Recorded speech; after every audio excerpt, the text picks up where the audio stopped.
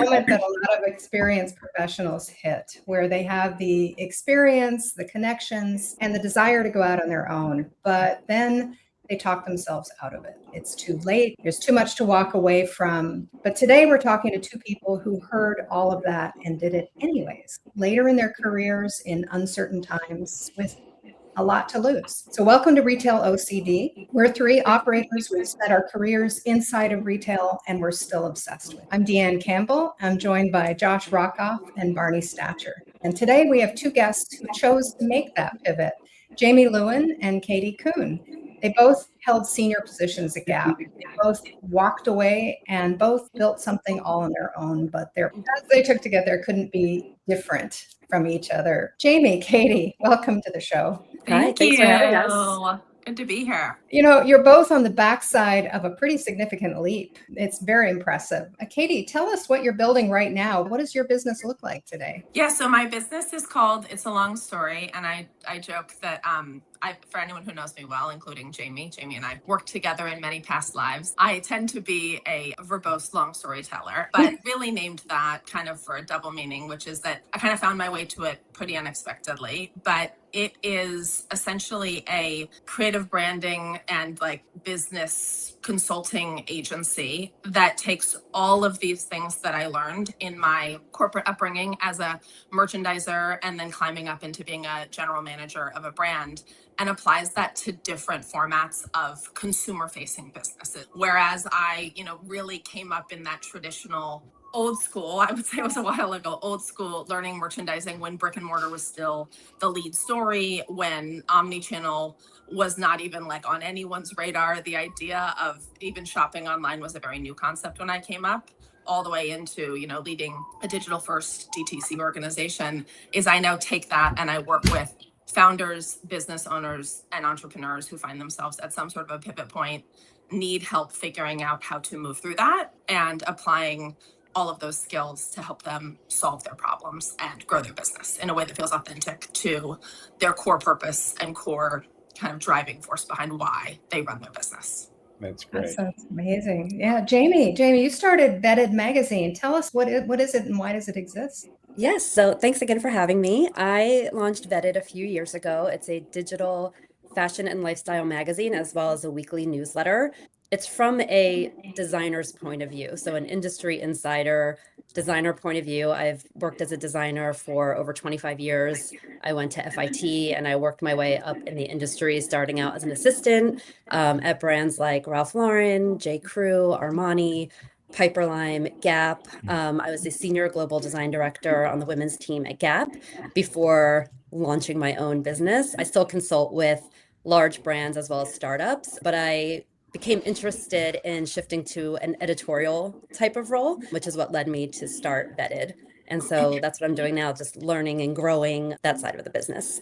Yeah, it's very interesting. I think the word pivot is what you mentioned, Katie, and I think that us, whether it's Deanne or Josh, I don't think it was born as a wartime marketer and technologist, but maybe I'm wrong, and he must have pivoted into it at some point. So I think it would be great to hear what was the trigger for you for each of you to decide to move to your own venture and depart from the Gap or the corporate enterprise retail. Yeah, I think we both had very different triggers, but it is interesting that sort of we had similar paths up into that point and around the same age, right? And the same time, we sort of both decided to make that pivot.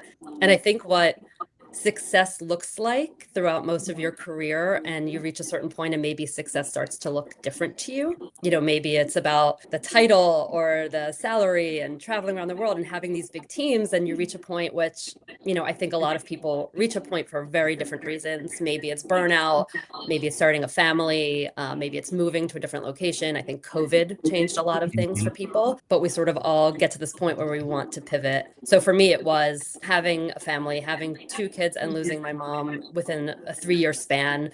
Gap was really my life at the time. I worked 24/7 and traveled over the world and I loved it, but I had different priorities sort of pop up in my life and I needed to pivot and make a change at that time. Sure. What about you, Katie? Yeah, my story is, because when Jamie and I were first talking about this, is exactly what you said. We have very different paths, not just to the point of pivot, but how we moved through and kind of metabolized that pivot. But mine was a little over 3 years ago. I've had this incredibly rewarding like climb through the retail ladder, through like lots of different levels. And you kind of like, you do well at a thing and you kind of keep climbing a ladder. And I found myself in March of 2023 reflecting on my life. This is an interesting parallel of like, my father died many years ago when I was in my 20s, and the anniversary of his death and my birthday are about like 6 weeks apart from one another. And it tends to be like a highly reflective season of my year, every single year, of like a check-in of, where am I? What am I doing? How old was I when that happened? If he was here, what would he ask me? All of those things.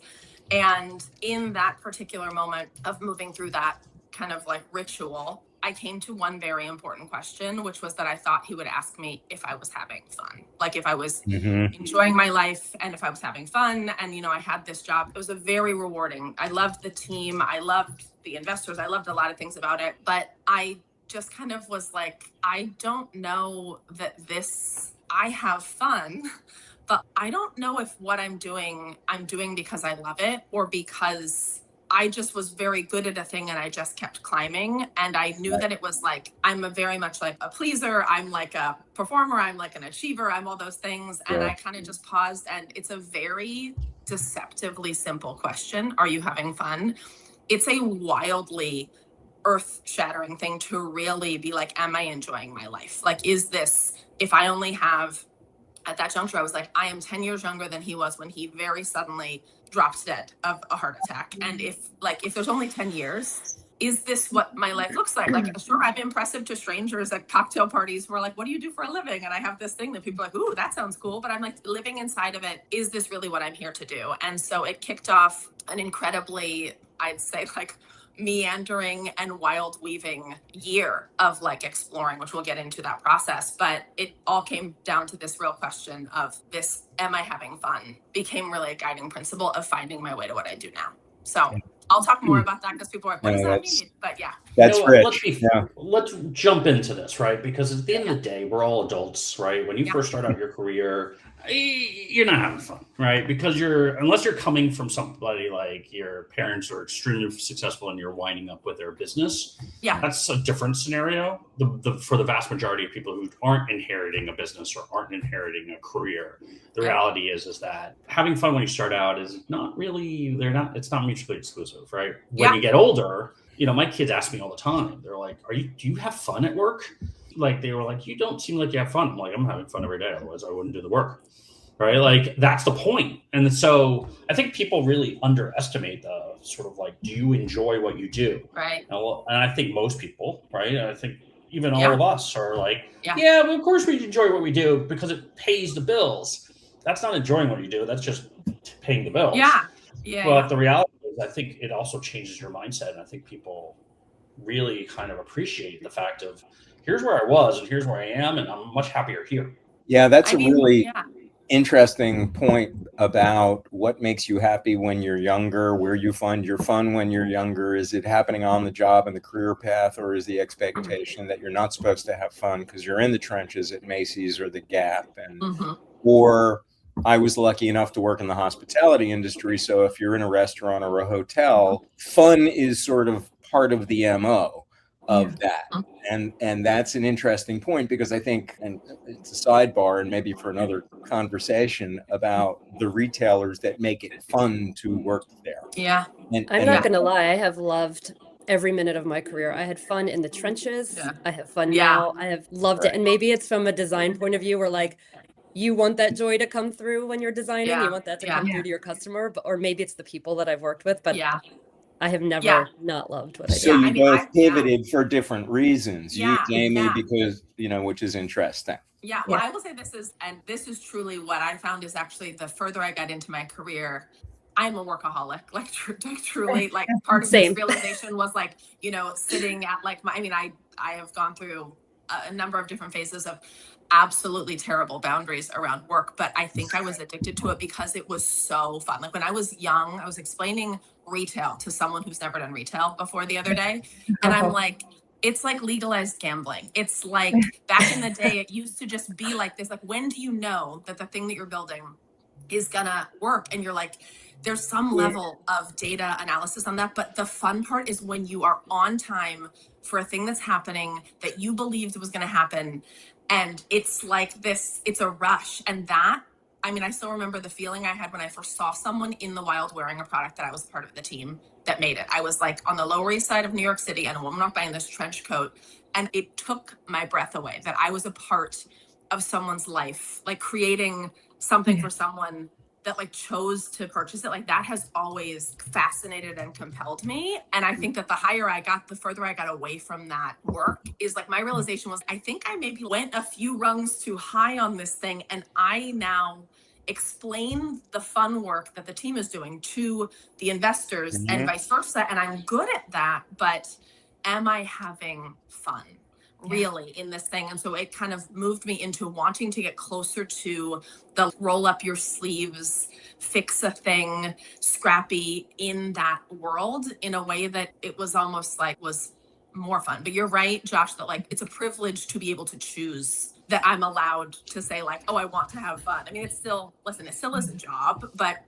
that is a privilege that comes with a proven track record, some level of credibility, a network that you've built up, a reputation for knowing what you're doing. Because Jamie and I have both honed deep expertise. I can have fun because I have I have all these skill sets that I've worked very, very, very, very hard to develop over decades. Yes, well, to your point, you climb the ladder, and at some point you climb out of the thing that you loved to do, like rolling your sleeves up and doing it, right? And you are directing the team. That's exactly what I was going to ask you, Jamie, because you said that during a previous conversation, and I loved it.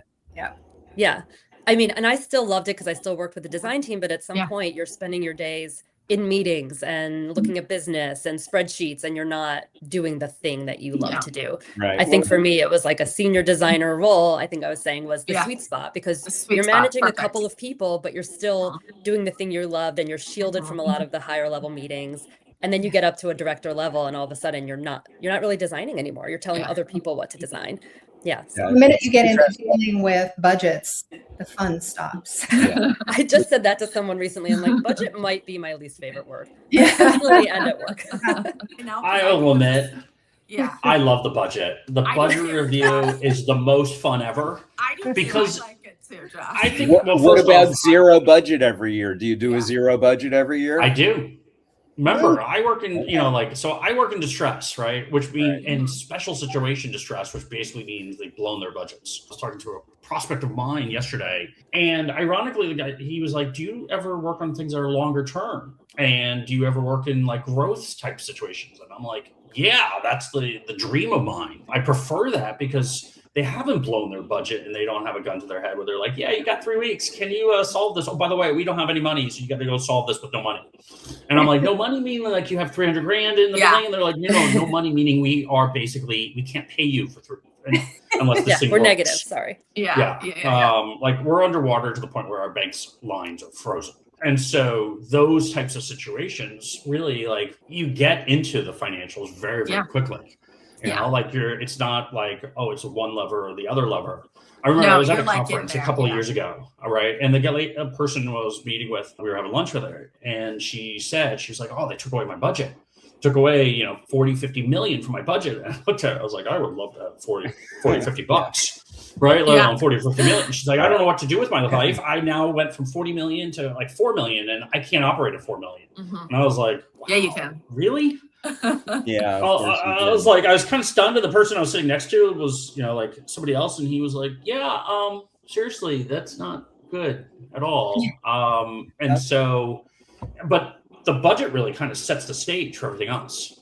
It does. And being able to control the budget and being able to define that budget really kind of sets, it allows you to really kind of craft a solution that fits for that business, but also you can kind of see, okay, if I just hit this one milestone, boom, I'm into the next stratosphere. I hit the second milestone, boom, I'm into, the third stratosphere.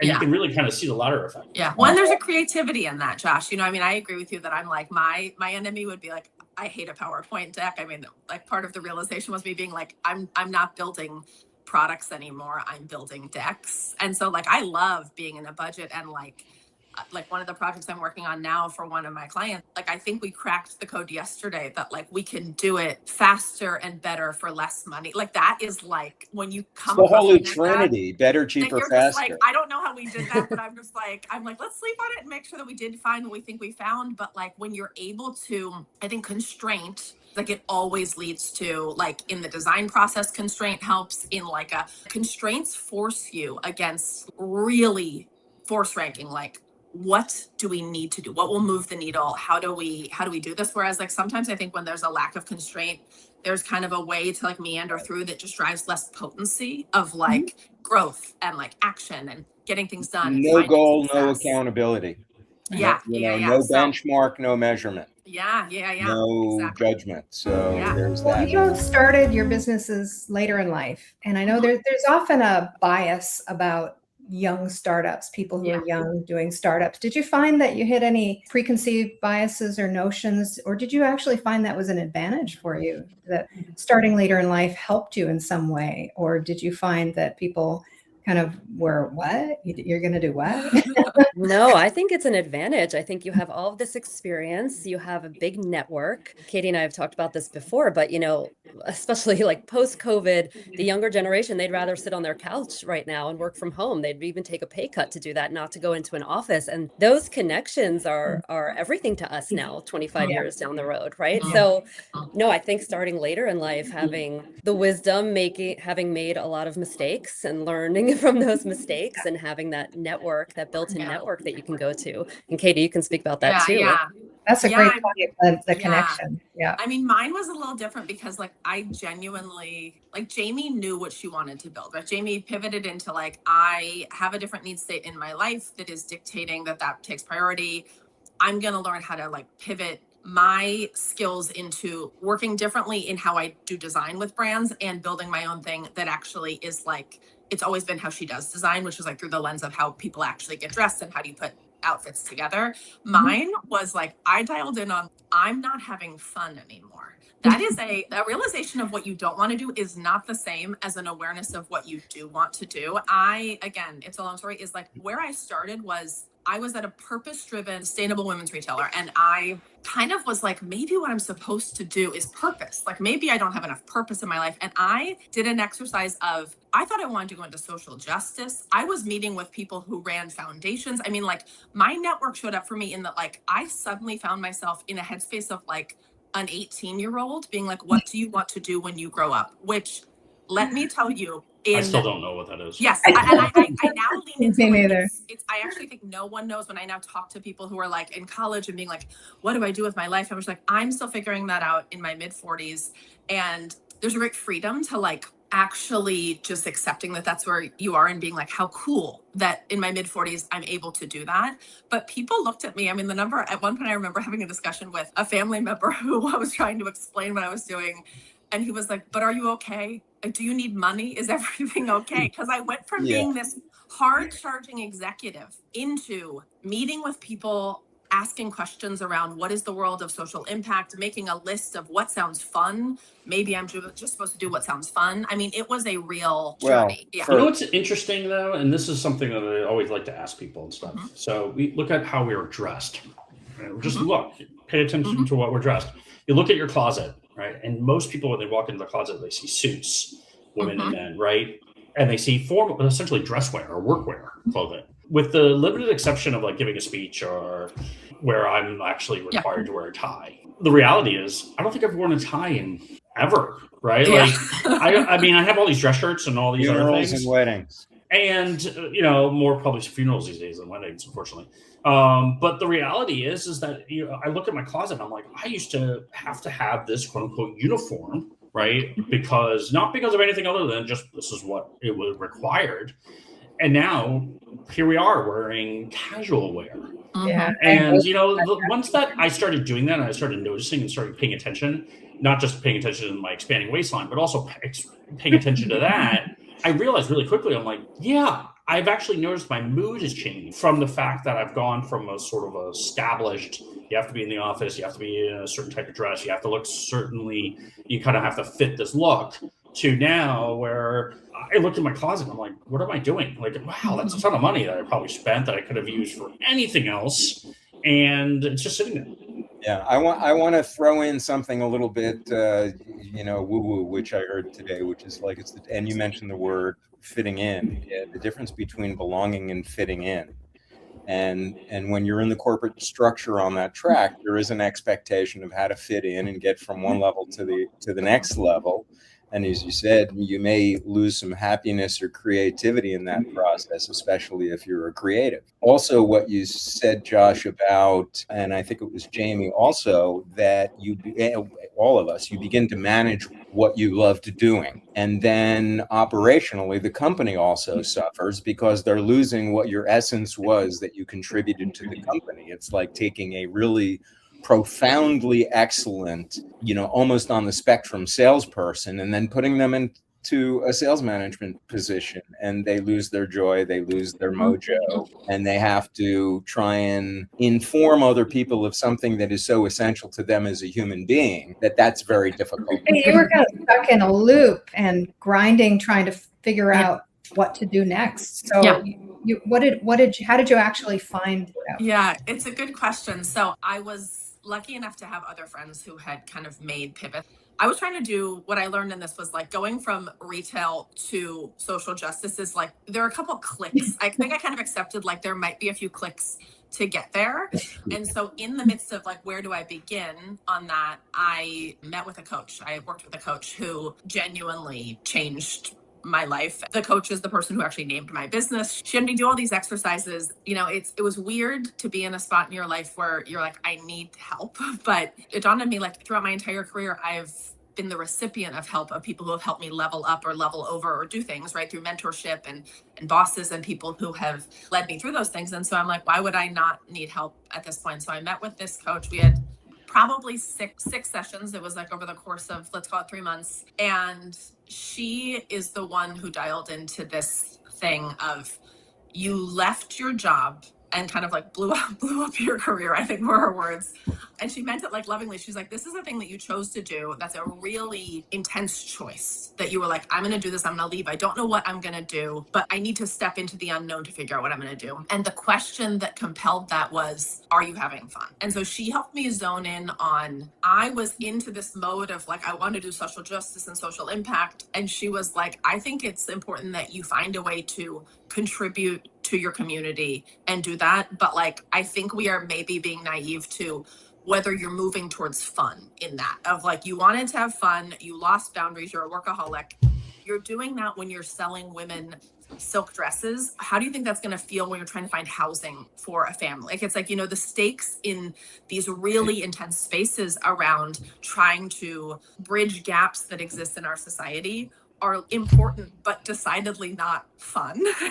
It's heavy. Yeah, she was like, it might flare up like your intensity. And so she gave me 2 challenges. One was, I want you to find something that matters to you in your community. I want you to go and volunteer. And I want you to tell no one that you're doing it. Do not do it as a talking point for these networking things. Don't do it as a way to catapult your career. Do it because I think you care a lot about the world being better. Go and do that. And like, see how that goes. And then I want you to make a list of things that sound fun to do for a living. There are no rules except it has to be a job. So you do not need to, it doesn't need to be a skill set you have. You don't need to know anyone in the industry. It doesn't need to be in the area you live. She just wanted me to kind of expand my brain into what would be fun. And on that list was, this was many years ago, but it was like, it'd be fun to work for, Ben or Jerry, probably doing anything. They're like trying to save the world, weed and ice cream. Like that would be fun. It'd be fun to get my interior design credential and work for a hospitality group creating spaces. I love, like, my dad was an architect. I love how space occupies people's lives. I made this whole list of all these fun things. And on that list was people I knew who owned small businesses who are fun people that I was like, I love those people. I don't know what I would do with them, but they would be fun to work with. And I ended up at a cocktail party with a person that was on that list in like a moment of, I had been networking for like 9 months trying to get someone to help me like get a job. And I just said to them, I was like, this is wild and completely out of the blue, but I want to work with you guys. And they were like, okay, what do you want to do? And it was like one of these things of like manifestation in the universe. It was just like, how can this be this easy? And I was like, well, what do you need help with? Like, we need help with merchandising. And it was like one of these things where I was like, okay, maybe there's something to this. And so this fun list, it ended up being, and I can tell, again, there's a whole long story of who they were and what it was, but it essentially led me to, they are owners of a specialty foods company based in Fredericksburg, Texas, Hill Country, and they have a general store that has been there for like 85 years, and they do a really good business in food, but they're like, we need help with storytelling and expanding categories that like help build more of a lifestyle brand around what we're doing. They have a distillery and a cooking school. And so I came in and I helped them build, we did an analysis of their business and how we actually set the floor. And I, worked in the floor and watched the consumers. I studied like, here's how we create product filters of how and where you expand. Here's how we do it in a way where you don't end up with a bunch of inventory that your customers don't want. We pace it slowly. We built merch. I mean, it was so fun.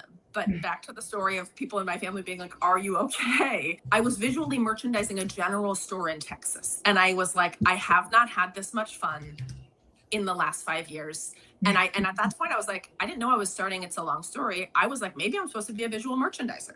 Maybe I'm supposed to work at a branding agency helping like in the food and like CPG space. I did like 4 or 5 fun things, and like a merchant was like, I'm gonna find what the common thread of the theme of what it is that this is.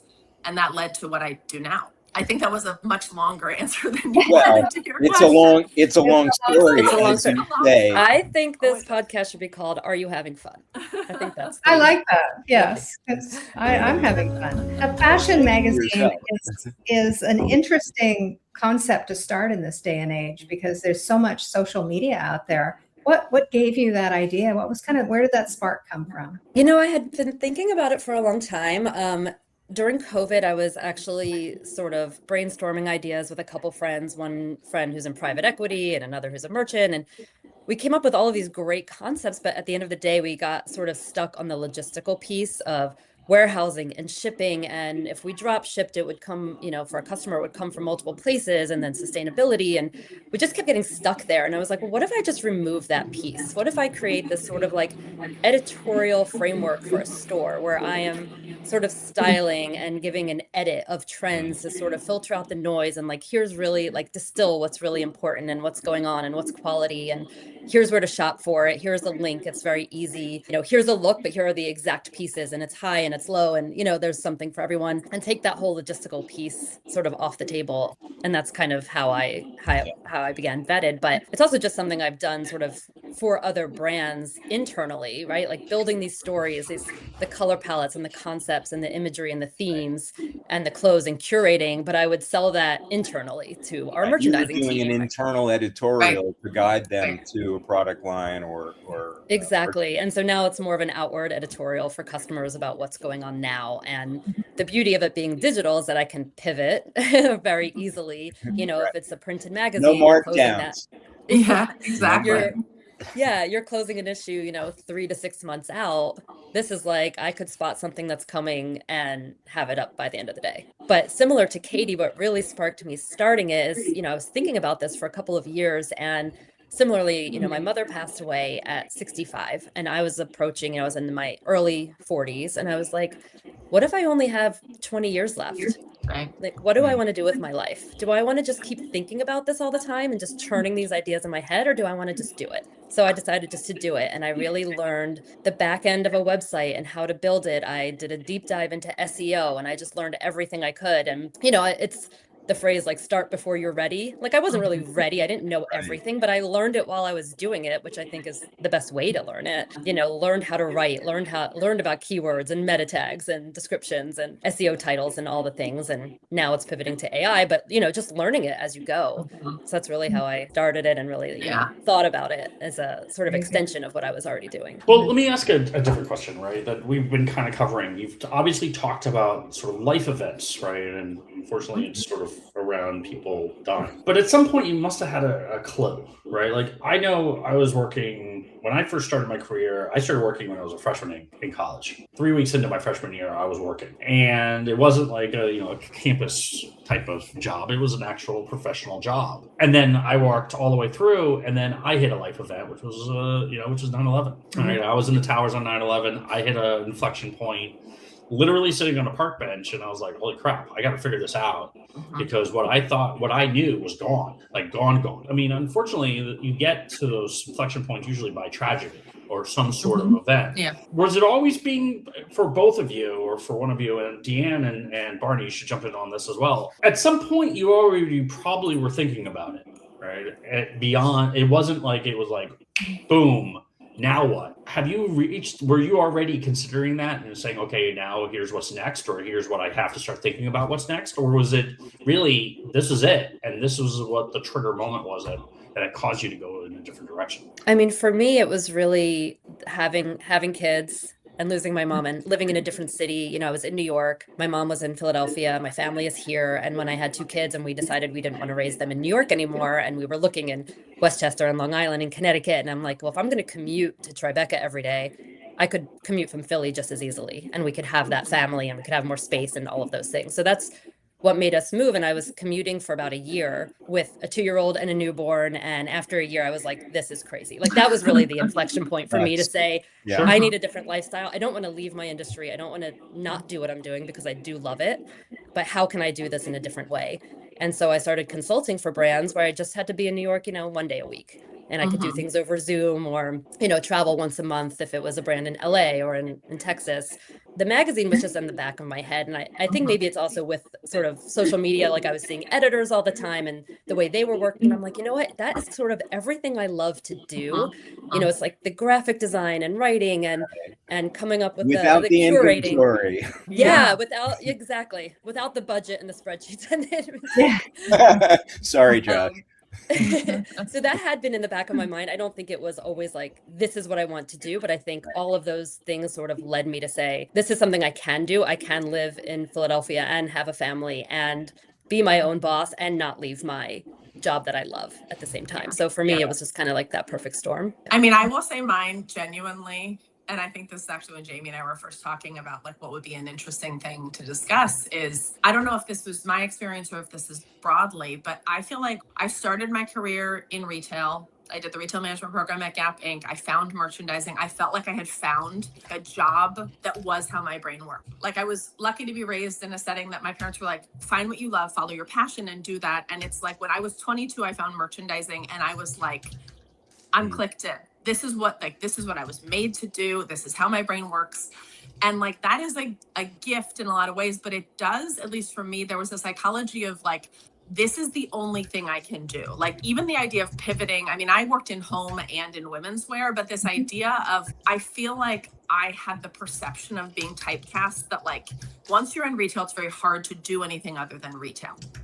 And so when I left, I actually didn't want to be out of retail, but I wanted something really different than what my life was looking like. And I didn't know what that was. And I think this realization of, in a lot of ways, if you were to sit in on a meeting with me and one of my clients today, like, I work with a whole range of different types of clients, from like hospitality to, I've helped with Jamie with her editorial magazine. I've helped with all these different types of products that are not really products in that traditional sense. Is the fundamentals of that are all merchandising fundamentals, right? It's about understanding like the diagnostic of what's happening. Who is your consumer? What is the space? What is your competition doing? How do we win in that? How do you create something differentiated that resonates and is broadly commercial? I just feel like in my head, it was like, you're so good at merchandising, but that's the only thing, like, you're just always going to be in retail. So I think, Josh, I needed to like break the container to be like, is there something else here? And including like, I did not think I was building a consulting agency. I thought I was doing jobs to figure out what industry I should go into. And my mom, when I told her I was going to leave, she said something very interesting to me. She's like, I've known you your whole life. This is always how you've been. Is, I think you have known it's time for you to leave this for about a year, but you have to come to your own conclusions on those things. And so I think sometimes like my subconscious probably knew before I knew. And then the moment that I knew, it was like a Thursday that I was like, am I having fun?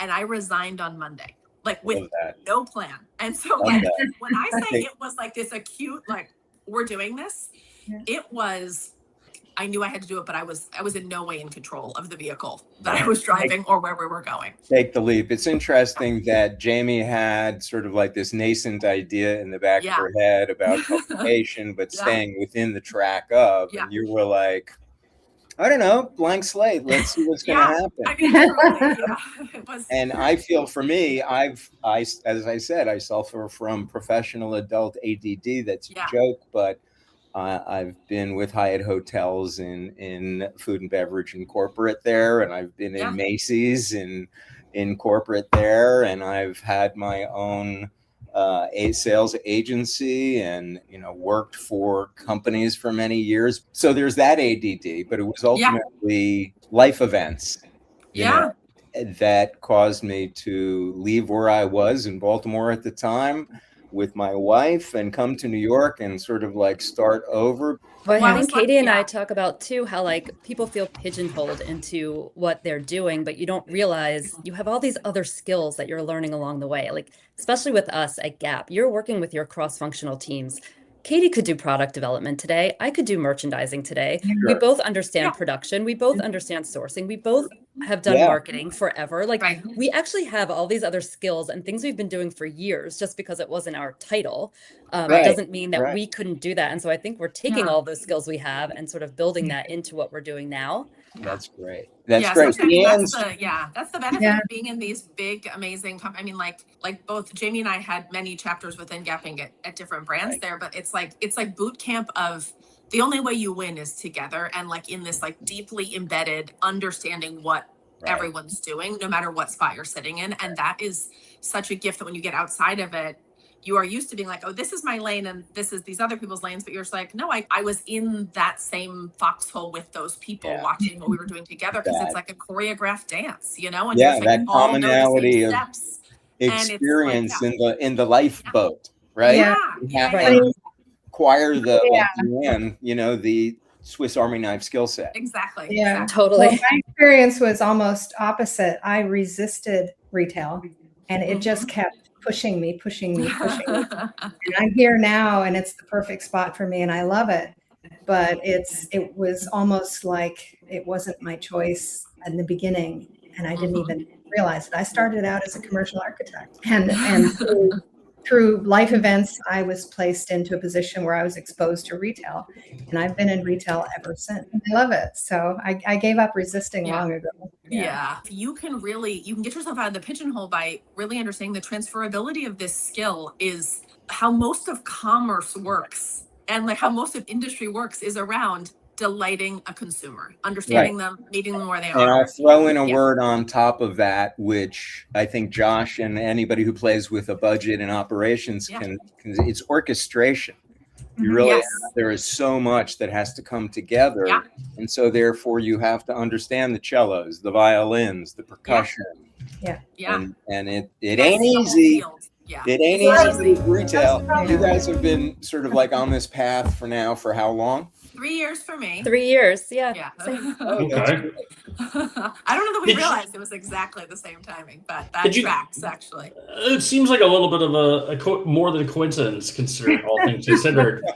Did you both hit this inflection point and talk to each other about the inflection point during that? I mean, that's interesting. I mean, Jamie and I are like genuinely close friends. I mean, like we met through work. To your point, Josh, you work with distressed businesses. When we were charged with like turning the women's pants business around at Gap, it was 2011. It was incredibly fraught. The brand was in the midst of an identity crisis. There was just this level of, I was actually talking to someone about this the other day, of like, you kind of bond against like the group of people that were there in the midst of the crisis are the ones who turned it around, which is like a really special experience. Often it's like someone new comes in and you kind of like move a bunch of people out of the way. And it was like this bonding thing of where we together with a whole bevy of other people who loved the brand, but didn't love kind of how the brand was showing up in the world to the consumer, turned it around. I mean, 2012, outside of like what is happening to the Gap at this very moment, which is so cool to watch as someone who loves that brand, 2012 was the last time there was like a really big like renaissance of what happened at that brand. And Jamie and I were lucky enough to be in the group of people that were a part of doing that. And to your point, we became very good friends because we spent a lot of time together. Yeah. I mean, a lot of time together. And so we talk in the, like, I can't tell you acutely that, like, when I was like, I think I'm gonna leave my job and I don't know what I'm gonna do, that I called Jamie, but like we talk and text minimally weekly. And so like, were we in contact in that? Yes. But I think that to the point is Jamie's evolution, like Jamie had more of an evolution and I had this like disruption that I was like, yeah, mine was a little more seamless, I would say. Yeah. Right. It was, yeah. More It was planned. much more in control. And mine was like, yeah, I don't know what I'm doing. And so I'm sure it was a topic of discussion, and we have been like there are touch points of like, it was in the ether between you, but it was not like, hey, let's but it wasn't like, hey, I'm gonna blow up my I'm gonna quit my job. Do you want to quit your job? Yeah, because I had left Gap, well, we both left years earlier, but I had pivoted to consulting and she stayed with brands, in-house for a while. So, but this point of both starting our own was around the same time. Yeah. Really. Well, you're 3 years in. Is there something that you know now that you wish you'd known then? Or is there advice you'd give to somebody who's in your shoes, contemplating taking the pivot that you would give them? Gently take them by the hand and give them today. I mean, what I would say, and it's what someone said to me when I was like, it takes 3 years. I remember my sister said that to me when I was like, I can't believe this isn't, I'm not finding momentum, 9 months in, a year in is like, she's like, I just think it's going to take more than 9 months. I had so many people who wanted to help me and so many like friends or people who helped network and put me in touch with people. But there's a lot of like planting of seeds when you're building a business that can feel incredibly like, it's like, is this thing on? Is anyone here? Is anyone listening? And really preparing yourself that like, there is a level of, it's not going to happen right away, but you have to really be so firm in like committing to yourself, investing in yourself. I had to reframe my entire attitude of it's like, you're not making money, because I was not making money for, frankly, the first like year of figuring this thing out. It was, I set aside an amount of money I was permitted to invest in shifting what my life looked like and thinking of myself as, instead of being like, I'm not making money, it's like, I have made money, I'm investing this amount, I'm thinking about it like a business, but this is going to take time. And I needed to implement some level of grace with myself of, you don't go from doing what you were doing to building an entirely different thing in 1 year. It takes longer than that. It takes 10 years to be an overnight success. Retail is not profitable when they open their doors. It takes some time to develop a customer base. So it's a Jamie, you should write greeting cards. You're full of so many little. I'm not as verbose, but when I have a line. Well, Jamie, what would you? What advice would you give? No, I think like you don't have to have it all figured out right away. I think you have to have your idea. I think you have to be committed and be consistent for sure. But I think you learn a lot as you do it, and you really home in on it, and you hone your skills, and you figure it out, and things come up that surprise you, and that kind of maybe take you a different way, or somebody comes along, and you just don't know until you start out. So I think having that leap of faith, having a plan, obviously, but like you're never going to follow the plan exactly, right? Because things change. So I think just having that sort of confidence in yourself and, betting on yourself is really the first step, and just knowing you don't have to have it 100% figured out, because no one does. And it does take a long time to become an overnight success, right? As we head into the last question, right? And this is the big question that I always ask. When you first take that leap of faith, I had it too. There's always all these things that you're scared of. And you look back at it now, what's the one thing that you were like, you know what? I don't know why I was scared of this. Yeah, it's a very good question. What was I afraid of? What were you afraid of that really never actually materialized? I think for me, not caring about what other people think. Yeah. It took me a long time to get over that, because, in today's day and age, you have to put yourself out there on social media. You have to do new things. And I'm thinking like, what are my colleagues going to think of me? And it's like, my husband would say like, well, this isn't for them.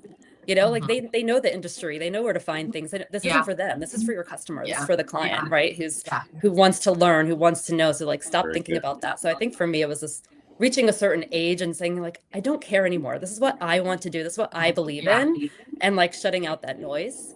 And I still have to work on that. It's not like, that's gone, but It's funny. I was actually going to say the exact same thing. I would phrase it for me as external validation versus internal validation. A big thing my coach helped me with was one of my like triggers is like not feeling understood. And in this mode of pivoting, I remember going to a networking event that was like in my former industry life. It was like a opening of a store with like old dear friends in retail. I wanted to go and support them.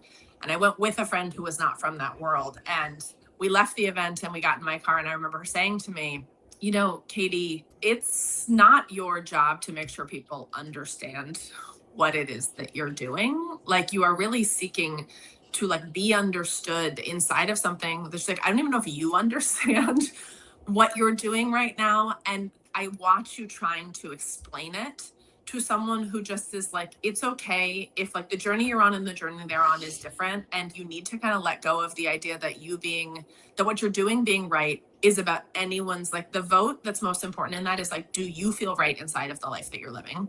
But it's a huge mindset shift when you are an achiever, when you've had a lot of success, when you've had a job. I mean, for 25 years, I've only ever worked at brands that people have heard of and people shop at. And they're like, ooh, like you work at the Gap, you work at Piperline, you work at Pottery Barn. Is like, these are things that are like, that is a dopamine hit when someone is impressed by you. And it's a validation of who you are. And I had to unpack that. I mean, still, I joke, the reason my brand is called what it's called is when I was like in the midst of trying to figure it out, someone's like, what do you do for a living? And my friend Cody said, do you have 30 minutes? Because it was truly me trying to explain this journey of what I was doing, like the combination of not knowing exactly what I was doing and wanting to be understood.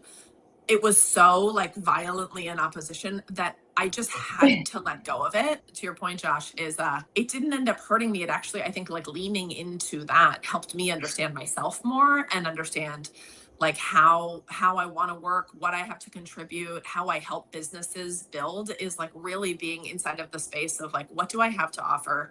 What do I love to do? And where do I find momentum? And not worrying about whether it made sense to like people who were not on the same journey as me. My mother still doesn't know what I do for a living. That's probably. My kids don't even know what I do for a living. So yeah. I was going to say to Katie too, like that's still part of you, right? That's still your background. It's still very impressive. And now you're using all of those skills to do what you do now, which is equally as impressive.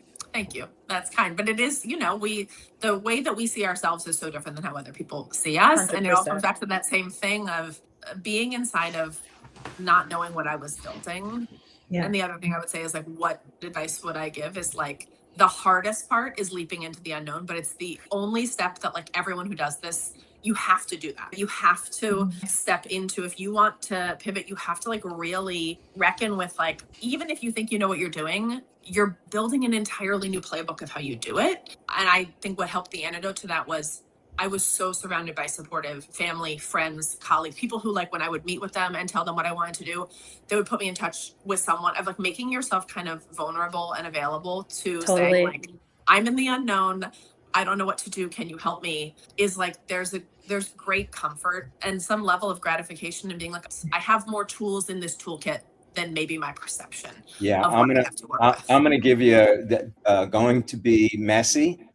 Mm-hmm. It's going to be uncomfortable, and it's going to be the best thing you ever do. Yeah, I agree with that. Totally agree with that. Great. Pivot. Well, thank you so much. I love this. Thank you guys. This was so fun. Yeah. How can people get in touch with you? Jamie, you have vettedmagazine.com, I believe. Yeah, it's vettedmag.com, and it's at vettedmag on Instagram, and I have a Substack, which is at vetted as well. Okay. Yeah. And then, my site is it'salongstory.co. And you can find me on Instagram at It's a Long Story with, a number of different underscores inside of it. But you can find the actual Instagram link on my website. Okay. And we'll also have all of this available on the show notes on our website, retailocd.com. Yeah. Thank you guys. Thank you so much.